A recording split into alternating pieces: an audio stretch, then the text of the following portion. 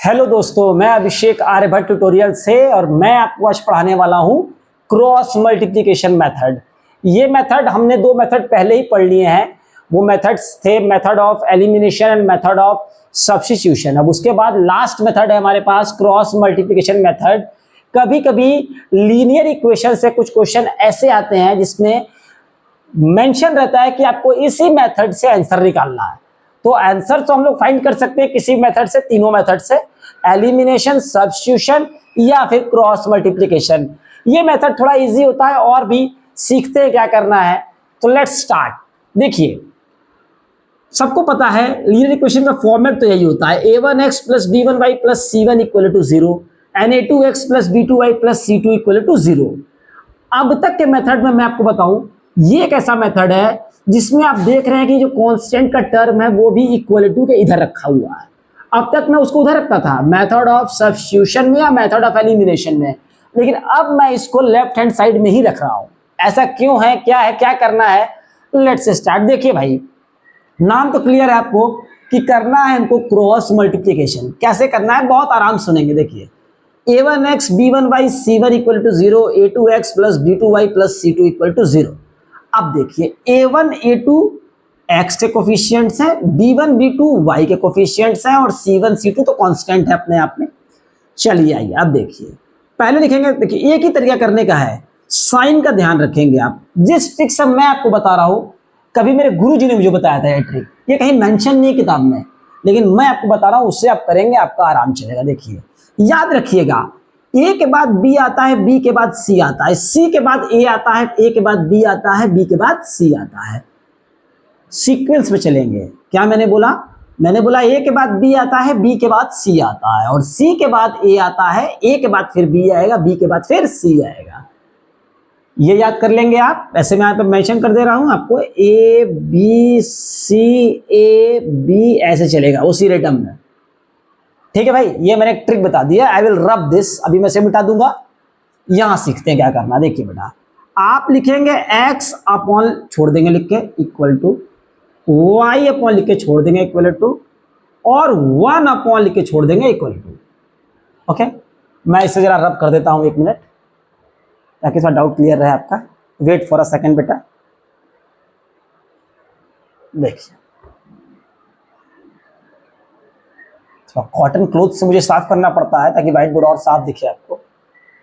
ठीक, x upon लिख लिया, y अपॉन लिख लिया, 1 अपॉन लिख लिया। जब x अपॉन लिखेंगे तो x के पूरे चीज को हम छुपा लेंगे। देखिए, ऐसे हाइड कर लेंगे। देख रहे हैं? अब x वाला कुछ भी नहीं दिख रहा है, जिसके नीचे लिखना है उसके ऊपर वाले को पूरा हाइड कर लेंगे। x वाला कुछ दिख रहा है। अब मल्टीप्लाई करेंगे वेरिएबल्स को छोड़ के सिर्फ कांस्टेंट को। भाई मल्टीप्लाई करेंगे वेरिएबल्स को छोड़ के सिर्फ कांस्टेंट को। b1 into c2 cross multiply, देख रहा है? ऐसे माइनस ऐसे, इसको छुपा लिए। अब b1 इंटू c2 यहां लिखेंगे, b1 c2 minus b2 c1। देख रहे हैं? इसका कोई योग है ही नहीं, a1 का तो नाम ही नहीं इसमें, क्योंकि a1 तो मैंने छुपा लिया पूरा। वो b से c की तरफ गए, ऐसे गए, माइनस कर दी बीच में, माइनस। अब बाकी जो वैल्यूज इनकी अगर माइनस में, तो इसको भी हम माइनस लेके चलेंगे। अगर यहाँ -7y होता तो यहाँ लिखते -7। y तो लिखेंगे नहीं, क्योंकि हमें वेरिएबल से तो मतलब है ही नहीं। We have to deal only with the constants. अब आइए y पर, y वाले को छुपा लेंगे बेटा। तो अब आगे से नहीं, तो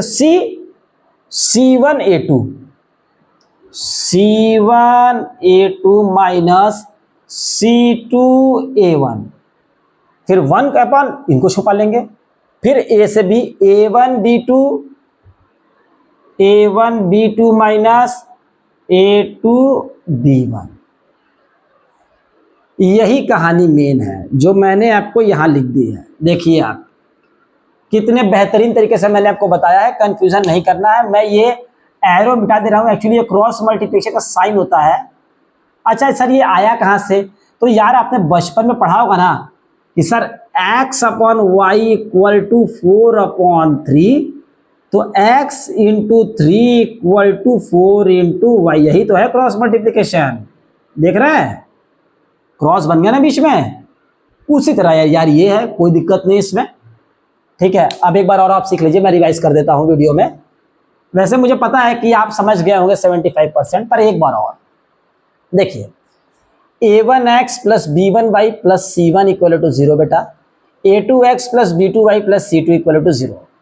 यूज करना है हमको क्रॉस मल्टीप्लीकेशन मेथड। क्या करेंगे हम, x equal to Y equal to 1 equal to लिख दिए। आप x के नीचे पूरा हाइड कर लेंगे, b सी जाएंगे, b1 c2 minus b2 c1 लिख दिए, y वाले को ढक लेंगे। मैंने कहा था इसके आगे से चलेंगे, c को ये वाला आता है, तो c1a2 माइनस c2a1, ठीक है बेटा, y वाला हो गया। 1 के नीचे आएंगे तो इसको हाइड कर लेंगे, और यहां हम लिख देंगे a1 b2 minus a2 b1। तो ये भाई आपका कॉन्सेप्ट क्लियर है, यही कॉन्सेप्ट है साइन के साथ करने के लिए। अब मैं इसे रब करूंगा और हम एक क्वेश्चन करेंगे जिससे आपका आंसर चुटकियों में सॉल्व हो जाएगा। ये मेथड कहां लगाना है, कैसे लगाना है, आपके पास इतना दिमाग होना चाहिए कि देखिए सर, अगर कुछ भी मेथड का नाम नहीं है पेपर में और मुझे सोल्यूशन करना है तो मैं कर सकता हूं जिसमें छोटा छोटा मल्टीप्लाई हो, 2 3 जा 4 3 जा 4 5 जा 5 6 जा, तो मैं इसे इजीली कर सकता हूं। अगर यहाँ 44 22 है तो थोड़ा सा मुश्किल होगा मल्टीप्लाई करने में, भाई बड़ा बड़ा मल्टीप्लाई करना होगा, तो वो हम नहीं करेंगे। So whatever the method we have to use, it should be totally based on your mental level also. Question को देखेंगे और पहचान जाएंगे कि अरे भाई ये तो इस पे ही लगा देते हैं यार। अगर मेंशन नहीं है मेथड का नाम प्रॉपरली, तो you can choose any of the method what ever you want, कि भैया मैं ये कर लूँ, वो कर लूँ, ये कर लूँ, तो दिमाग लगा ले कौन सा करना है। So let's start with a question and it will make more clear to you. Let me run this.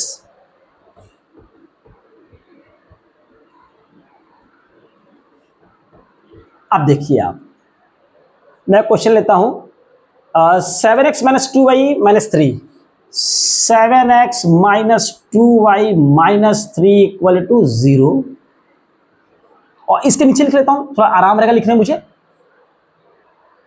22x minus 3y, 22x minus 3y minus 16 equal to 0, 16 equal to 0। मैं एक बार देख लेता हूँ क्वेश्चन, कोई गलती तो नहीं है। माइनस 16 इक्वल टू 0 है और 7x minus 2y minus 3 equal to 0, ठीक है बेटा, ये लिख लिया मैंने। अब देखिए मेरा दिमाग काम कर रहा है, मैंने लिखा सॉल्यूशन, मैंने लिखा बेटा सॉल्यूशन, मैंने लिखा x upon y upon and 1। पहले तो मैंने ये लिख लिया भाई, कोई दिक्कत नहीं है। मैंने x वाले को ढक लिया, मैंने मल्टीप्लाई किया इसमें इसका, -2 माइनस 16 तो प्लस 32। मैं साइन लेके चल रहा हूँ भाई, याद रखिएगा, या मैं लिख दूँ क्या पहले एक बार उसको? अच्छा लिख देता हूँ मैं, नहीं तो आपको कहीं ऐसा ना हो कि कुछ गलती हो जाए। कुछ स्टूडेंट्स हैं जो पहली बार हो सकता है देख रहे हो, उन्हें कुछ जल्दी समझ में नहीं आता है, तो मैंने इसे तो ढक लिया, मैंने इसे ढक लिया। अब मुझे इससे मतलब है, तो -2 into minus 16 minus 3 into minus 3, भाई हो गया, ये हो गया भाई। थोड़ा और इधर लिखते हैं इसे, क्या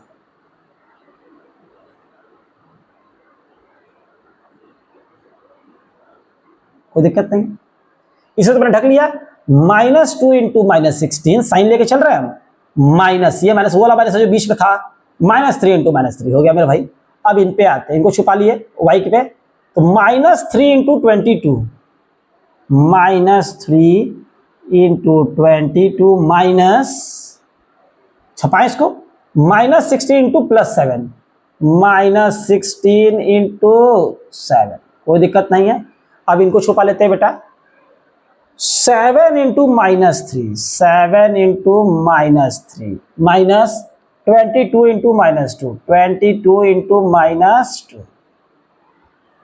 कोई दिक्कत नहीं है भाई, सब लिख दिए साइन के साथ। देख लीजिए एक बार, इसको ढक लीजिए x के नीचे, -2 इंटू -16 -3 इंटू -3, इनको ढक लिए हैं, -3 इंटू 22 -16 इंटू 7, फिर इसको ढक लिए हैं, 7 इंटू -3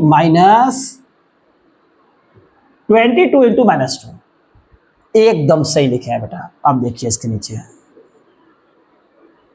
एक्स अपॉन ये हो गया +32, भाई अब मल्टीप्लाई तो आना चाहिए आपको, और -9, कोई दिक्कत नहीं है, equal to Y equal to -66, और ये हो गया +112, 1 अपॉन ये हो गया -21 और +40, कोई दिक्कत नहीं है।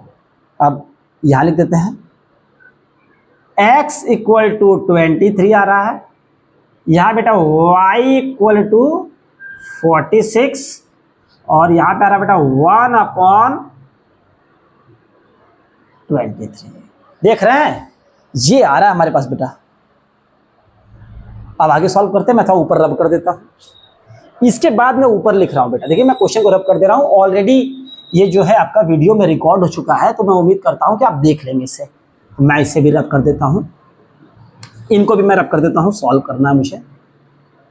What ever the steps I have told you, you just have to revise it 2 more times। देखिए बेटा अब सबको पता है बेटा x upon 23 equal to y upon 46 equal to 1 upon 23। बेटा ये बताओ, ये तो कांस्टेंट है, ये देखो ये कांस्टेंट है, ये वेरिएबल है, ये वेरिएबल है। क्यों सर? क्योंकि सर इसके साथ x है, इसके साथ y है, पर इसके साथ ये तो कांस्टेंट है। तो मैं ऐसा कर सकता हूं कि ये जो है इसके बराबर होगा और ये भी इसके बराबर होगा ना भाई। अगर a equal to b equal to c है, इसका मतलब a भी c के बराबर है और b तो c के बराबर है ही है। वही लिखा हूं मैं, तो मैं यहां लिख लेता हूं x upon 23 equal to 1 upon 23, और बीच में y upon 46 equal to 1 upon 23। ये मैंने आपको समझाने के लिए लिखा है, मैं इसे मिटा दे रहा हूं मैं। ठीक है बेटा, अब देखो 23 से 23 खत्म, x की वैल्यू आ गई 1, और बेटा यहां पे देखिए सबको पता है y, अब ये तो किसी को पता है, मैं कैसे करूं समझ में नहीं आ रहा है, इनको यहां भेज दो बस। 46 अपॉन 23, y की वैल्यू आ गई बेटा 2। सो क्वेश्चन भी था हमारा x और y में, और आंसर भी हमारा आ गया x और y में। तो मैं उम्मीद करता हूं कि ये सेशन आपको क्लियर होगा, मेथड आपको क्लियर होगा।